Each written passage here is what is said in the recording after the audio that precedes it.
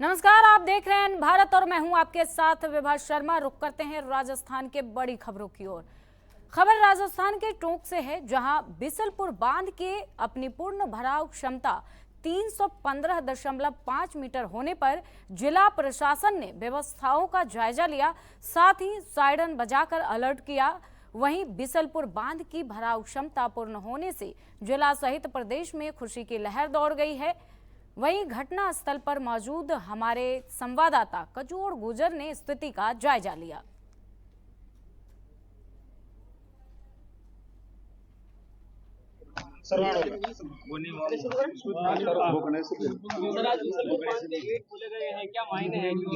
देखिए, प्रदेशवासियों को मैं बहुत बहुत शुभकामनाएं देता हूं और हमारे इंद्र देवता राजस्थान पे इस बार अच्छे मेहरबान रहे। हमारे राजस्थान प्रदेश के अधिकांश जो बांध है वो भर चुके हैं और हमारी भजनलाल जी की सरकार का यह पहला मानसून है और पहले ही मानसून में अच्छी वर्षा हुई और विशेष तौर से हम आज बिसलपुर के गेट खोलने आए क्योंकि बिसलपुर लबालब हो गया। और मैं माननीय मुख्यमंत्री जी का भी हृदय से आभार प्रकट करता हूं कि वो जब से मुख्यमंत्री बने तब से राजस्थान की जनता को कैसे अधिक से अधिक पानी मिले और किस तरह से ईआरसीपी का पानी राजस्थान के अनेक हिस्सों में पहुंचे, किस तरह का यमुना का पानी राजस्थान के अधिकांश हिस्सों के अंदर पहुंचे और दिन रात वो इसमें मेहनत कर रहे हैं। इसी का परिणाम है कि इंद्र देवता भी खुश होकर हमारे राजस्थान प्रदेश के अधिकतम जलाशय है वो लबालब हो चुके हैं और बिसलपुर हमारे प्रदेश के कई जिलों के लिए लाइफलाइन है, जीवनदायिनी है। हमारे किसानों के लिए जीवनदायिनी का बिसलपुर काम करता है। तो आज सुखद क्षण है कि हम बिसलपुर के गेट खोल रहे हैं क्योंकि बिसलपुर बिल्कुल लबालब हो चुका है। प्रदेश भर के सभी बांध लबालब हो चुके हैं पीने के लिहाज से और सिंचाई के लिहाज से, उनको व्यवस्थित किस तरह से किए जाने का। देखिए, हमारे विभाग के जो इंजीनियर है दिन रात लगे हुए हैं। हम योजनाबद्ध तरीके से वर्षा से पहले ही हमने जो हमारे गेट है प्रदेश के अधिकांश जो बड़े बांध है उनका मेंटेनेंस का काम, रिनोवेशन का काम हम कर रहे हैं। वो निरंतर भी चालू है, आगे भी रहेगा। प्रदेश की जनता को पीने के पानी की किसी प्रकार की समस्या नहीं होने देंगे। किसानों को जो सिंचाई का पानी मिल रहा है ऑलरेडी उसमें किसी प्रकार की हम कटौती नहीं करेंगे और हम तेजी से किस तरह से बांधों की जो संरचना है वो आगे बढ़ सके, किस तरह से हमारा जो सरफेस वाटर है वो बच के और ज्यादा से ज्यादा हम उसका कैसे उपयोग कर सके, इस पे हम काम कर रहे हैं। ईआरसीपी को लेकर के किस तरह का बांध में पानी डालने का क्या। देखिए, ईआरसीपी को लेके हम पहले भी कह चुके हैं कि हमारी भजनलाल जी की सरकार बहुत संवेदनशील है और जैसे ही हमारी सरकार बनी, सरकार बनने के तुरंत बाद राजस्थान और मध्य प्रदेश और केंद्र की मध्यस्थता के अंदर एमओयू हुआ। लगभग हमारी डीपीआर बिल्कुल तैयार है, मध्य प्रदेश की भी तैयार है। हमने केंद्रीय जल आयोग है उनको सबमिट करा दी है। जल्दी हमारा आगे का जो काम है वो स्टार्ट होगा। प्रथम फेज के जो टेंडर है वो हमने कर दिए है, उस पे वर्क ऑर्डर भी जारी कर दिया है। जल्दी उस पे काम चालू है। लैंड एक्विजिशन का काम हमने स्टार्ट कर रखा है। तो निश्चित रूप से ईआरसीपी का पानी आने के बाद बिसलपुर सदा लबालब रहेगा और प्रदेश के अधिकांश हिस्सों के अंदर पानी की कोई समस्या नहीं रहेगी। इसलिए हम तेजी से ईआरसीपी पे काम कर रहे हैं। कांग्रेस के नेता कह रहे डीपीआर है कहाँ पर ईआरसीपी। देखिए, कांग्रेस के नेता हमेशा ईआरसीपी को लेकर बात करते रहे, जनता को सिर्फ भ्रमित करते रहे।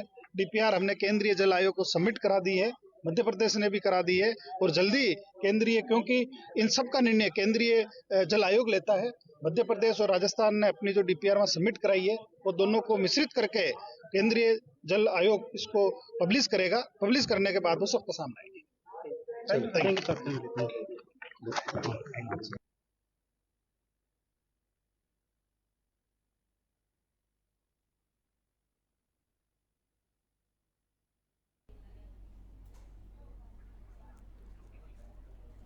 कजोड़, बहुत बहुत स्वागत है आपका। ये बताइए फिलहाल वहां की मौजूदा स्थिति क्या है।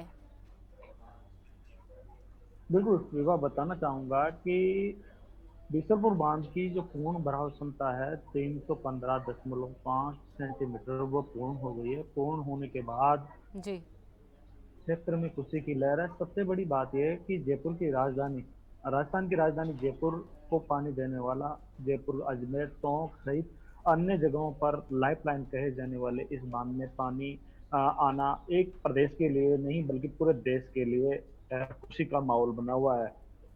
जो ये बांध है, ये बांध किसानों के लिए पेयजल का काम करता है। तो वहीं माफ कीजिएगा, किसानों के लिए सिंचाई के लिए बनाया गया था, पेयजल के लिए बनाया गया था। लेकिन दिनों दिन जो ही मांग बढ़ी तो अब ये पानी जो प्रदेश की राजधानी है वहां तक के लोगों को कंठ तर कर रहा है। पर लगातार कैचमेंट एरिया में बारिश का दौर जारी है। बारिश का दौर जारी होने से लगातार धीरे धीरे बढ़ रहा था, लेकिन बीते 24 घंटे में अच्छी बारिश होने से लगातार कैचमेंट एरिया में बारिश के पानी आने के बाद जी बीसलपुर बांध लबालब हो चुका है। लबालब होने के बाद खुशी की लहर है, जिसके बाद यहाँ पर जल संसाधन मंत्री सुरेश रावत मौके पर पहुंचे हैं। पहुंचकर यहाँ पर पूजा अर्चना करने के बाद बीसलपुर के गेट खोल जी दिए जी गए हैं। गेट नंबर 9 और 10 खोला गया है, जो कि लगभग एक मीटर खोला गया है। यहाँ पर इस दृश्य को देखने के लिए बड़ी संख्या में लोग मौजूद थे। वही जिला प्रशासन भी तैयारियों को लेकर पूर्ण मुस्तैद था। जिला कलेक्टर डॉक्टर सोनिया झा मौके पर पहुंची है। पहुंचने के बाद व्यवस्थाओं का जायजा लिए रही थी, अधिकारियों को आवश्यक दिशा निर्देश दे रही थी।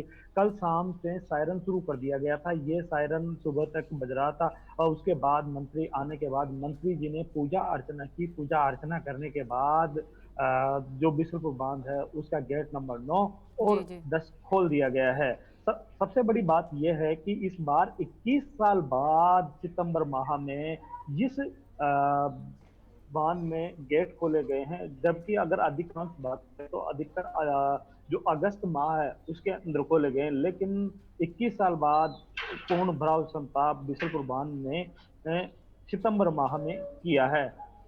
ठीक है कजोर, बात एक करें बात कहीं मायनों बताइए, में, ये जो किसानों के लिए तो ये बहुत अच्छी बात है कि बांध में इतनी बारिश हुई है और पानी इतना है, लेकिन ये आम लोगों को क्या फायदा देगा, कितना नुकसान होगा इससे, क्या ये बता सकते हैं आप? ये बताइए कितना नुकसान होगा इससे आम जनता को? देखिए बात करें नुकसान की, नुकसान तो कुछ भी नहीं है। सबसे बड़ी बात यह है कि जब लगातार इस क्षेत्र में पिछली बार बारिश नहीं हुई थी, बारिश नहीं होने के बावजूद भी पेयजल का संकट खड़ा हो गया था, तब एक बीसलपुर बांध था जिसने राजधानी को कंठ तर किए थे।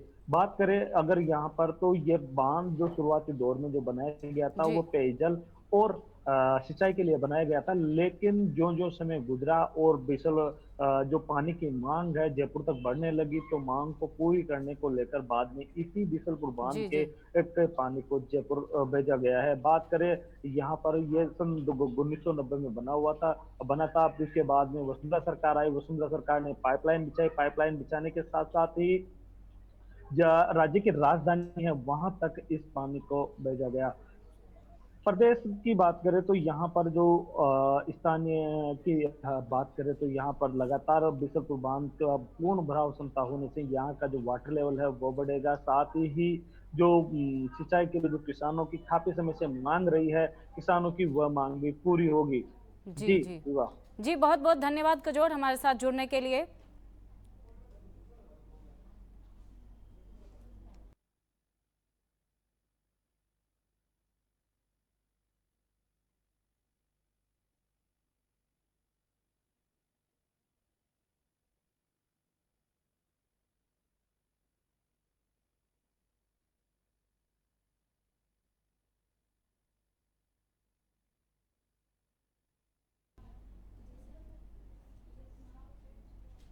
खबर राजस्थान के जयपुर से है, जहां उप मुख्यमंत्री दिया कुमारी 2 दिवसीय दौरे पर। उप मुख्यमंत्री ने उदयपुर के खोरादीवाड़ा स्थित स्वर्गीय देवराज के घर पर दिवंगत आत्मा के तस्वीर पर पुष्पांजलि की। साथ ही उन्होंने दोषियों पर सख्त कार्रवाई करने के निर्देश दिए हैं। वहीं इस अवसर पर राज्यसभा सांसद, जिला कलेक्टर समेत अन्य पदाधिकारी भी मौके पर मौजूद रहे। आपको बता दें कि सरकार की ओर से पीड़ित परिवार को 8 लाख रुपए की तात्कालिक सहायता राशि सौंपी गई है। गलत हुआ जो उनके साथ। मैम कल अभी उनकी मां ने कहा कल कन्हैयालाल हत्याकांड के आरोपी को भी एक को जमानत मिली है। किस तरह से इस केस की मॉनिटरिंग जो है वो की जाएगी, ताकि जो भी केस की मॉनिटरिंग क्लोजली की जाएगी और अनबायस्ड वे में की जाएगी, और जो भी इन्वेस्टिगेशन है वो भी पुख्ता हो, उसमें कोई कमी नहीं रहे। दुर्भाग्यपूर्वक कांग्रेस के समय कन्हैयालाल जी वाला हुआ था, उस समय इन्वेस्टिगेशन कितनी अच्छी तरह से हुई नहीं हुई ये भी एक पहलू है जिसको देखना जरूरी है। बाकी जो निर्णय है कोर्ट का वो तो बिल्कुल सबसे महत्वपूर्ण है। और हाँ, वो तो हम लोग उसमें कुछ कह नहीं सकते, पर हाँ, आगे जो भी कार्रवाई करनी है उस पर भी बिल्कुल की जाएगी और इनके लिए भी पूरी तरह से जो पुख्ता इन्वेस्टिगेशन है उस पर पूरी तरह से ध्यान देंगे और पक्ष इनका जो रखना है वो भी मजबूती से कोर्ट में रखने का हम लोग प्रयास करेंगे।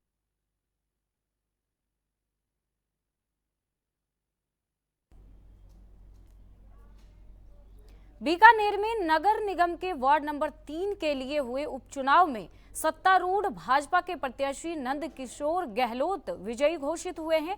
उन्होंने कांग्रेस के नंद कुमार को 902 वोटों से पराजित किया है। बीजेपी प्रत्याशी को 1750 वोट मिले, वहीं कांग्रेस प्रत्याशी को 848 वोट मिले हैं। निर्वाचन अधिकारी के अनुसार उपचुनाव में 5624 मतदाताओं में से 3340 मतदाताओं ने अपने मताधिकार का प्रयोग किया है।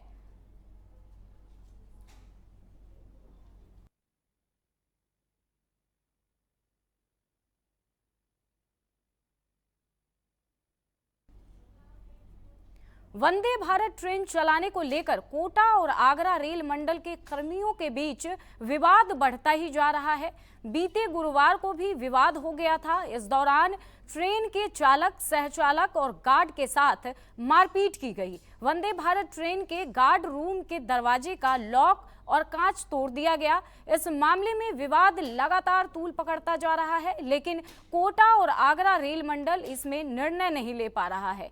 दूसरी तरफ रेलवे बोर्ड तक भी यह मामला पहुंच चुका है, लेकिन अभी तक सुलझा नहीं है। इस पूरे घटनाक्रम के दौरान ट्रेन भी लेट हुई है।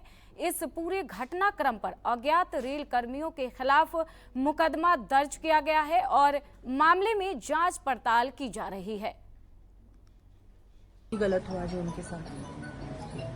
मैम, कल अभी उनकी मां ने कहा कल कन्हैयालाल हत्याकांड के आरोपी को भी एक को जमानत मिली है। किस तरह से इस केस की मॉनिटरिंग जो है वो की जाएगी ताकि जो भी केस की मॉनिटरिंग क्लोजली की जाएगी और अनबायस्ड वे में की जाएगी और जो भी इन्वेस्टिगेशन है वो भी पुख्ता हो, उसमें कोई कमी नहीं रहे। दुर्भाग्यपूर्वक कांग्रेस के समय कन्हैयालाल जी वाला हुआ था, उस समय इन्वेस्टिगेशन कितनी अच्छी तरह से हुई नहीं हुई ये भी एक पहलू है जिसको देखना जरूरी है। बाकी जो निर्णय है कोर्ट का वो तो बिल्कुल।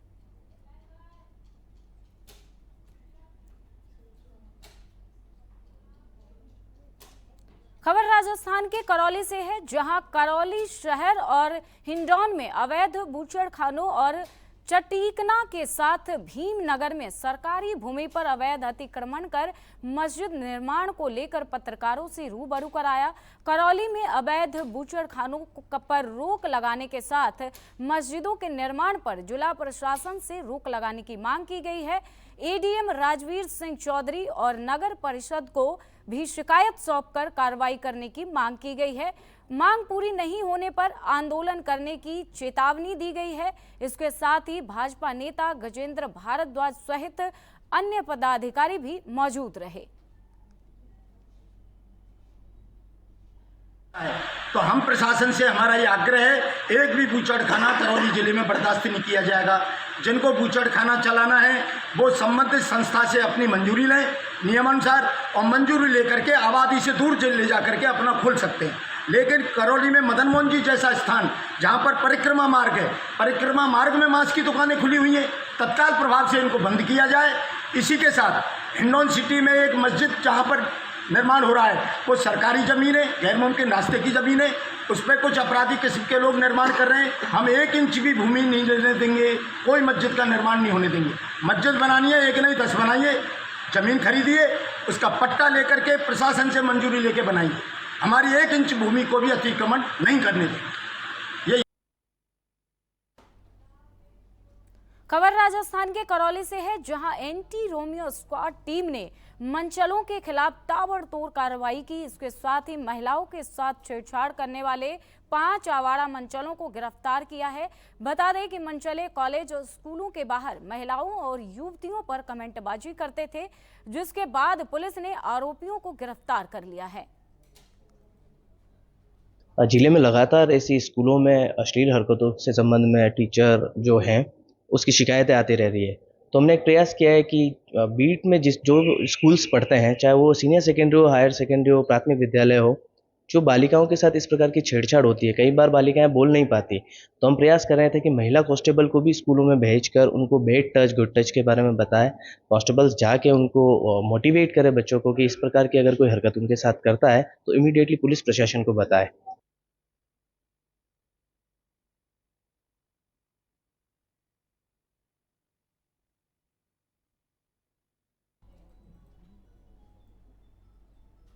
खबर राजस्थान के मसूदा ब्यावर से है, जहां कुएं में एक डूबने से मां और बेटे की मौत हो गई। बता दें, पैर फिसलने की वजह से यह हादसा हुआ है। वहीं घटना की सूचना मिलने पर ग्रामीणों ने दोनों को कुएं से बाहर निकालकर अस्पताल पहुंचाया, जहां डॉक्टरों ने उन्हें मृत घोषित कर दिया। फिलहाल मौके पर पहुंची पुलिस ने शव को पोस्टमार्टम के लिए भेज दिया है।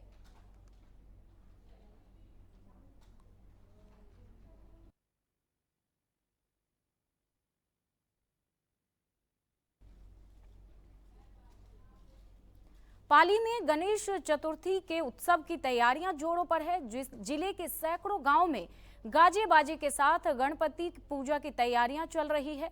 गणपति मूर्तियों की दुकानों पर मूर्तिकार गणपति भगवान की मूर्तियों को अंतिम रूप देने में जुट गए हैं। बप्पा के सभी श्रद्धालुओं में बेहद उत्साह देखा जा रहा है।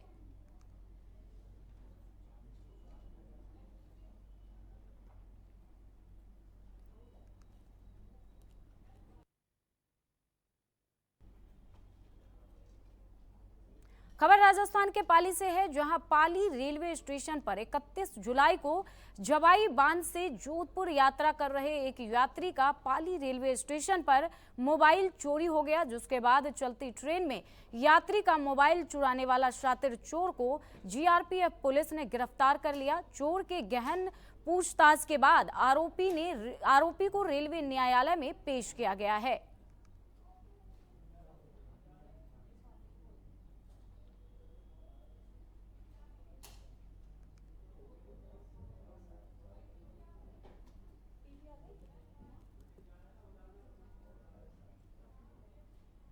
राजसमंद में आमेट उपखंड पर भादवी बीज के उपलक्ष्य में आमेट नगर के रेगर समाज के द्वारा नगर में एक विशाल शोभा यात्रा निकाली गई है, जो कि रेगर मोहल्ले से प्रारंभ होकर रामदेव मंदिर पहुंची।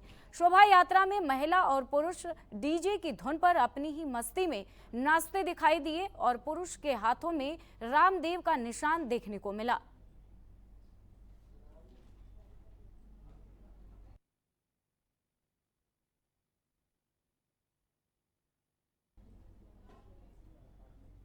राजस्थान के सवाई माधोपुर में भाजपा द्वारा सदस्यता अभियान का शुभारंभ किया गया है। साथ ही बैठक का भी आयोजन किया गया है, जिसमें अजमेर विधायक भाजपा नेत्री अनीता भदेल, जिला अध्यक्ष सुशील दीक्षित समेत अन्य पदाधिकारी मौजूद रहे। कार्यक्रम का संचालन पूर्व नगर परिषद सभापति कमलेश जैलिया द्वारा किया गया है।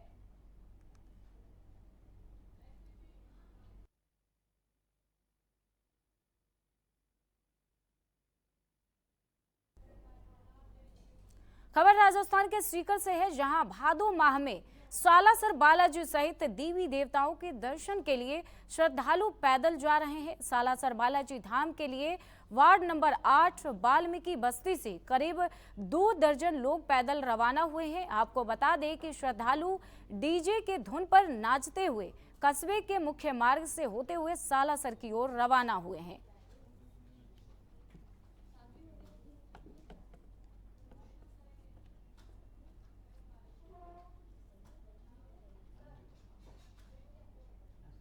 राजस्थान के इस बुलेटिन में फिलहाल इतना ही। ऐसे देश और दुनिया की तमाम खबरों को देखने के लिए देखते रहिए एन भारत।